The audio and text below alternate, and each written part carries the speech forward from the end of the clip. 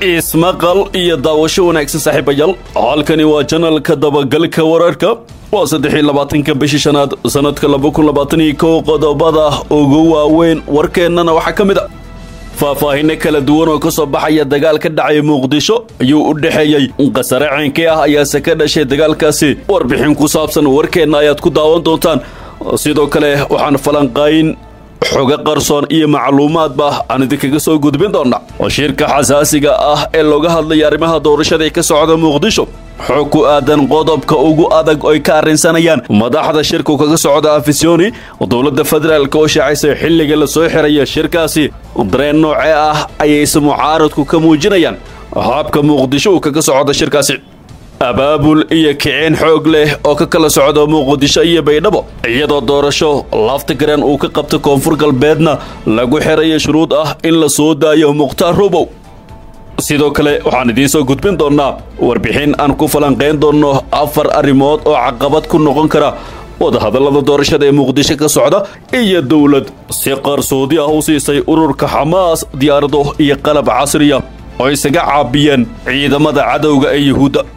intaasi saaxiibayaal waxay ahaayeen qodobada ugu doorkaroon warka channelka dabagalka wararka adiad ku cusubtahay channelkan ku soo biiro subscribe sar muuqaalka like sar qaybta oo commentiga nagu wadaag aragtidaada share gareeyo la wadaag saaxiibada ku mahadsanid inaad ka mid tahay saaxiibada dhaweey channelkan haatanna warkiyo fidsan faahfaahin dheeraad ayaa ka soo baxaya qasaraha rasmiga ee ka dhashay weerar loo adeegsaday bam gacmeed oo ka dhacay qaybo kamid ah magaalada Muqdisho siiba degmada ka xaday gobolka Banaadir weerarkan oo ku xigay dagaal toos ah ayaa ka dhacay saldhigga booliska degmada ka xada kadib markii halkaasi ay weerareen xubno ka tirsan kooxda shabaab ila dadka deegaanka ayaa warbaahinta u sheegay in iskorimaad muddo kooban socday uu dhaxmaray labada dhinac kaasoo geystay qasaro u badan dhaawac ciidamada ammaanka ayaa sidoo kale lagu soo waramaya inay baaritaano xoog leh ka sameeyeen xaafado ka tirsan degmadaasi iyagoo baadigobaya raggii ka dambeeyay weerarkaasi oo ahaa mid la soo qorsheeyay wali ma jiro wax hadal oo ka soo baxay saraakiisha laamaha ammaanka ee dowladda Soomaaliya oo ku aadan weerarkaas iyo qasaraha nafeed ee ka dhashay kaaxad oo ku taala koonaha magaalada Muqdisho waxa inta badan ka dhaca weerar qorsheysan iyo dilal ay ka fuliyaan kooxda shabaab ee ka dagaalanta Soomaaliya markana shirka Muqdisho kaga socda madaxda dowladda federaalka iyo kuwa maamul goboleedyada shirka wada tashiga qaran ee u socda madaxda dowladda federaalka iyo kuwa maamul goboleedyada iyo gobolka Banaadir ayaa galay maalintiisa labaad waxaana shirkan looga arinsanayaa arrimo xasaasiya madaxda dowladda iyo kuwa maamul goboleedyada ayaa sida wararku ay sheegayaan isafgarad waxay ka gaareen qodobada qaar ee shirka looga hadlay waxaana inta badan diiradda lagu saaraya hirgelinta qodobadii lagu heshiiyay 17 Sebtembar ee sanadkii hore haddaba qodobka ugu adag ee shirka maanta diiradda lagu saaray sidan xogta ku helay ayaa noqday arrinta Somaliland laba garab ay u qaybsan yihiin siyaasiyiinta Somaliland waxaana qaarkood ay ka biyadideen qodob isfaham ah oo lagu gaaray shir horay Baydhabo kaga dhacay shirka Baydhabo ay ku yeesheen guddi matalay dowladda federaalka iyo kuwa maamul goboleedyada ayaa la isku fahmay in guddiga doorashada ee matalaya gobolada waqooyi ay kala qaybsadaan gudoomiyaha aqalka sare iyo ra'iisul wasaare ku-xigeenka dalka dowladda federaalka dhankeedana goordhow waray ka soo saartay xilliga la soo xirayay shirkaasi iyo rajada laga qabo in guul uu ku soo dhamaado wasiirka wasaaradda amniga xukuumadda Soomaaliya Xasan Xundube Jimcaale oo la hadlay warbaahinta dowladda ayaa shaaciyay xilliga lagu wado in la soo afmeero shirka qaran ee watashiga doorashooyinka dalka wasiirka ayaa sheegay in aan lagu daahi doonin shirka maadaama isfaham wardhac laga gaaray qodobo xasaasi ah oo ka dhaqaaqi waayay shirarkii hore waxa uu sheegay in shirka wadahadallada doorashada la soo xiri doono maalinta bariyo ku beegan 24 bisha May isagoo hoosta ka xariiqay inay suurtagal tahay in maalin ama laba ay ku darsanto muddadaasi taasoo ka dhigaysa in shirka la soo afmeeri karo Isniinta ilaa Arbacada inta u dhaxaysa waxyaabaha qaar waa laga wada hadlay bilow wanaagsan ayuu ku furmay rajada waxay tahay inaan lagu sii daahi doonin shirka ilaa Isniinta ayuu dhamaan doonaa laakiin waa dhici karta in maalin ama laba ay ku darsanto ayuu wasiir Xundube sidoo kale wasiirka ayaa sheegay arrimaha laga wada hadlayo in hore la isku meel dhigay iyadoo xilligan la isla meel dhigayo arrimaha tifaftirka u baahan isagoo meesha ka saaray in wax dhibaato ah ama carqalad ay ka taagan tahay arrimaha amniga shirka doorashada ee ka socda Muqdisho ayaa ka gadisan kuwii hore waxaana ka maqan madaxweynaha madaxileedkiisa u dhamaaday oo qaar ka mid ah madaxda maamul goboleedyadu ay ku eedeeyeen fashilka shirarkii hore haddaba dareen noocee ah ayay mucaaradku ka qabaan habka uu shirkan kaga socdo muqdisho? inta badan musharaxiinta sanadkan u taagan xeelka madaxtinimada Soomaaliya ayaa soo saaray qoraallo ay ku soo dhaweynayaan hanaanka uu furmay shirka golaha wadatashiga qaran ee u dhaxeeya Rooble iyo madax goboleedyada. waxay muujiyeen rajada ay ka qabaan doorasho heshiis lagu wada yahay oo ka qabsanto dalka, iyagoo bogaadiyey dareenka iyo dabacsanaanta ay la yimaadeen madaxda ka qayb gashay shirka oo shalay furmay. cabdiraxmaan cabdishakuur warsame oo qoraal ka soo saaray shirkan waxa uu yidhi, waxaan bogaadinayaa shirka wadatashiga qaran ee hordhaciisa uu furmay. waxaan rajaynayaa in xal laga gaaro arrimaha laysku hayo ee la xiriira fulinta heshiiska doorasho ee 17 Sebtembar. dalku waxa uu ku jiraa xaalad kala dhantaalan oo degdeg loogu baahan yahay doorasho si loo helo hoggaan iyo dowlad sharciya. musharax cabdikariin xuseen guuleed ayaa isna waxa uu yidhi, waxaan bogaadinayaa guulna u rajaynayaa shirka wadatashiga qaran, waxaana dhammaanteen xil weyn naga saaran inaan u howlgalno taabagelinta iyo najixinta shirka si dalka ay kaga qabsanto doorasho xor iyo xalaala. musharax jabriil ibraahim cabdulle ayaa isna yidhi, waxaa ii muuqataa ididiilo iyo dareen cusub oo ay la yimaadeen madaxda ka qaybgalaysa shirka, taasoo astaan fiican u ah inay jirto kalsooni iyo is-aaminaad sahli doonta in heshiis laga gaaro geedi socodka arrimaha doorashooyinka. duqii hore ee muqdisho taabid cabdi maxamed oo haatan isna ah musharax madaxweyne ayaa yidhi, shirka ka furmay muqdisho waxaan u rajaynayaa guul iyo didiilo ayaa ii muuqata. shacabka Soomaaliyeedna waxay ku rajawan yihiin inuu noqdo mid miro dhala, si gacanna loogu gurmado dadkeena wajahaya xaaladaha kala duwan, gacanna doorasho loogu qabto. caanadaatay dabadood la qabay baa inoo wadadana ayuu yidhi taabid cabdi. goordhow waxaan idiin soo gudbin doonaa warbixin ku saabsan 4 arrimood oo caqabad ku noqon kara shirka, balse wararka kale ee ka baxsan shirkaas haddaan u eegnana doorasho ka dhacda Baydhabo waxaa la doonayaa in lagu xiro siideynta Roobow. waxaa magaalooyinka muqdisho iyo Baydhabo si weyn kaga socda abaabulka kulamo iyo banaanbaxyo looga soo horjeedo madaxweynaha maamulka Koonfur Galbeed Cabdicasiis Laftigreen. ila wareed muhiim ayaa warbaahintu u sheegay in abaabulka socdo uu yahay mid lagu diidan yahay in doorasho ay ka dhacdo Koonfur Galbeed ilaa laga soo daayo Sheekh Mukhtaar Roobow Cali Abu Mansuur oo muddo 2 sano iyo bar u xiran dowladda federaalka. siyaasiyiin, saraakiil ciidan iyo odayaal dhaqan oo ku beel ah Abu Mansuur ayaa arrimahan ka bilaabay Muqdisho iyo Baydhabo, iyadoo durba Baydhabo ay wajahayso culays iska soo horjeeda oo habbeeleed u abaabulan. waxaa naga go'an in aan Baydhabo doorasho lagu qaban ilaa xorriyadiisa uu dib u helo Abu Mansuur, ayuu yidhi Yuusuf Xasan Mursal oo la hadlay warbaahinta. waxaanu ka tirsan yahay hoggaanka xisbiga uu aasaasay Abu Mansuur intaan la xirin ka hor.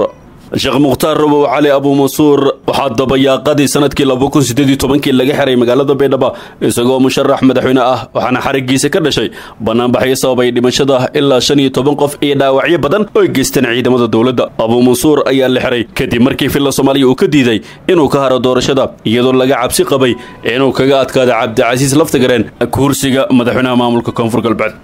geesta kalena dowlad ayaa si qarsoodi ah u siisay ururka Xamaas diyaarado iyo qalab kale oo casri ah.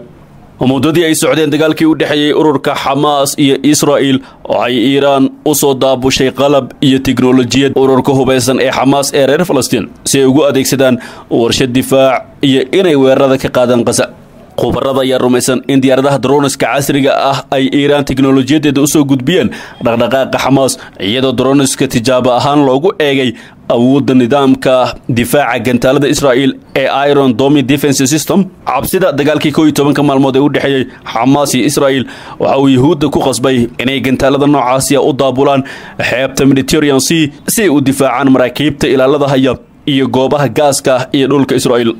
qabiir Douglas Bariye oo ka tirsan macadka caalamiga ah ee tiknoolajiyada ayaa sheegay inay iska caddahay in Xamaas ay heleen taageero dibadda ah oo ka timid dalka Iiraan. waxa uu tilmaamay inay Iiraan daraasad ku haysay falcelinta droniska Xamaas ee Israa'iil, waxaana la fahamsan yahay in dowladda Iiraan ay ku tusaale qaadanaysay nidaamka weerarka ee tiknoolajiyada ay Xamaas ku dagaalgaleen.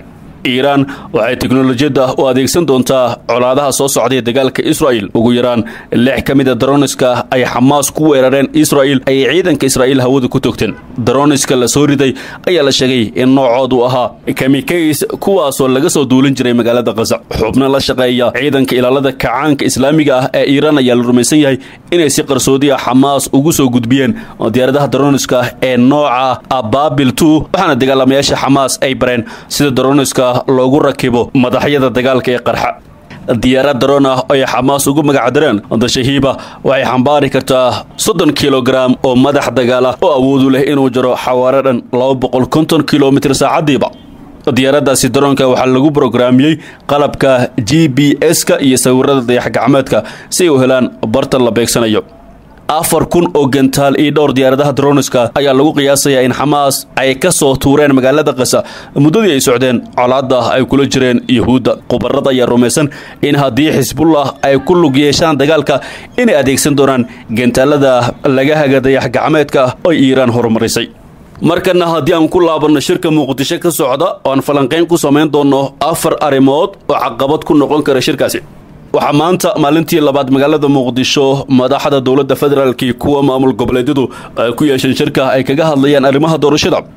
ra'iisul wasaare Maxamed Xuseen Rooble oo gudoominaya shirka ayaa rajo wanaagsan ka muujiyay wadahadalada inay guuleysan karaan. Rooble iyo madax goboleedyadu waxay isku dayi doonaan inay soo afjaraan ismariwaaga jiitamayay ee hanaanka doorashada. ugu yaraan 10 qof ayaa la dilay 25 Abriil markii iskahorimaad hubeysan uu ka qarxay magaalada Muqdisho kaasoo ku saabsanaa dib u dhaca doorashooyinka iyo muddo kordhinta loo sameynayo madaxweyne Maxamed Cabdullaahi Farmaajo oo waqtigiisu ka ekaa 8 Febraayo 2021. haddaba 4 arrimood ee caqabada ku noqon kara shirka waxaa kow ka ah nidaamka federaalka oo nugul. nidaamka federaalka Soomaaliya waxaa loo aasaasay si loo soo afjaro khilaafaadka daba dheeraada ee u dhaxeeya qabaa'ilka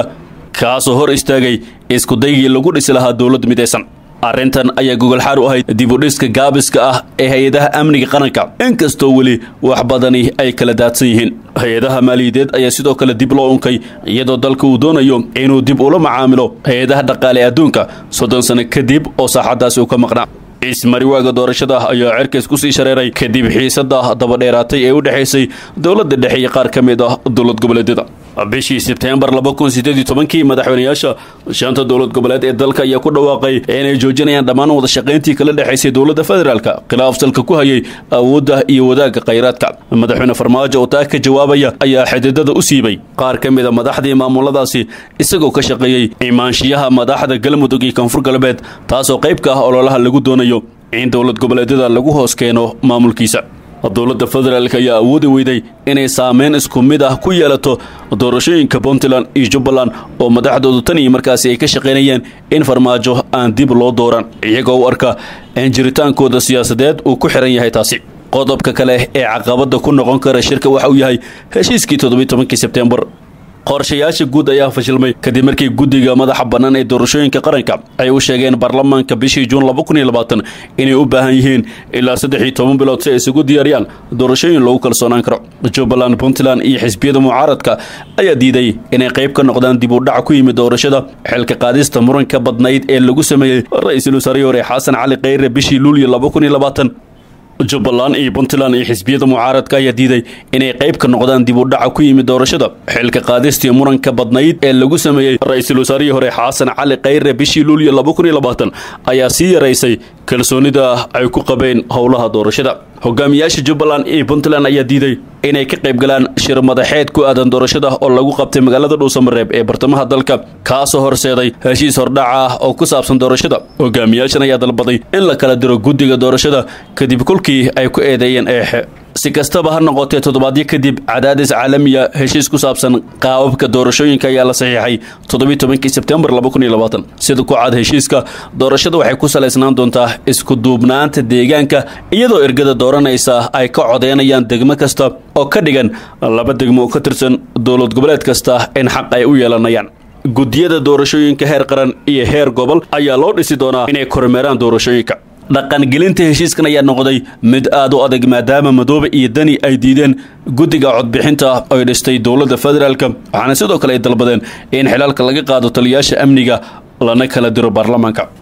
baarlamaanka federaalku markay arkeen dib u dhaca doorashada waxay meel mariyeen qaraar bishii November 2020 kaasoo ogolaanayay dhammaan hay'adaha dowladda inay sii joogaan xukunka ilaa laga dooranayo kuwa bedeli doona. qodobada kale ee caqabada ku ah shirka waxaa ka mid ah siyaasadda ku dhisan awood qaybsiga beelaha iyo colaadda. kala qaybsanaanta doorashada ayaa sidoo kale door muhiim ah waxay ka ciyaartay in aqoonsiga qabaa'ilka uu ka saramaro aqoonsigii qarannimo. markii kalsooni darradu ay sii korortay siyaasiyiinta qaar iyo saraakiisha sarsare ee amniga waxay dib ugu gurteen meelihii ay beelahooda ku xooganaayeen waxaana xilligaasi difaacayay maleeshiya beeleedyo qaarkood dowladda ka soo horjeeday iyo hogaamiye kooxeedii hore tiro ka mid a hogaamiyaasha mucaaradka ayaa dalbaday inay isku diyaariyaan iska horimaadyo hubaysan iyadoo qaar ka mid ah la sheegay inay iibsadeen hub iyo gawaarida dagaalka 13 abriil taliyii hore ee booliska muqdisho saadiq cumar xasan saadiq joon ayaa ka soo horjeestay dowladda isagoo isku dayay inuu hor istaago fadhigii baarlamaanka ee la qorsheeyay si looga hadlo khilaafka doorashada muddo yar kadibse waa la ceyriyey oo laga xayuubiyey dhammaan darajooyinkiisii oo dhan maalmo kadib taliyii hore ee booliska ay ilaalinayaan askar gadoodsan iyo maleeshiya beeshiisa ah waxa uu xere ka dhigtay degmada daynileh ee magaalada muqdisho xiisad ayaa haraysay caasimadda iyadoo dowladda ay ciidamo aad u hubaysan oo amniga sugayay geysay meelo u dhow xaaladda ayaase markii dambe la dejiyey laakiin kacdoonka cusub ee ka dhanka farmaajo waxay ku hanjabeen inay huri karaan dagaal beeleedyo si sahal ah ugu xoobsiiban kara dagaal sokeeya qodobka ugu dambeeyana waa jahwareerka amniga iyo midka siyaasadeed markii ugu horeysay tan iyo markii kooxda shabaab laga saaray magaalada muqdisho sanadkii 2011 guud ahaanba kooxda waxaa laga saaray inta badan magaalooyinka waaweyn ee gobolada dalka laakiin waxay awood badan weli ku leeyihiin gobolada dhexe iyo koonfurta inkasta howlgallo ay ka wadaan ciidamada qaranka iyagoo caawimaad ka helaya howlgalka midooda afrika ee soomaaliya iyo taliska maraykanka ee afrika shabaab ayaa sidoo kale dhowr jeer weeraro waxay ka fuliyeen magaalada muqdisho waxaana laga yaabaa inay ka faa'iidaystaan qalalaasaha hadda jira si howlahooda ay u sii kordhiyaan guudana saaxiibayaal waa nageynta warka janalka dabagalka wararka adiyaad ku cusubtahay janalkan kusoo biir oo subscribe sana muuqaalka laagsar qaybta hoose commentiga nagula wadaag aragtidaada shargare oo la wadaag saaxiibada ku mahadsanid inaad daawato warkan mid ka xiga intaan ku kulmi doonno nabadgelyo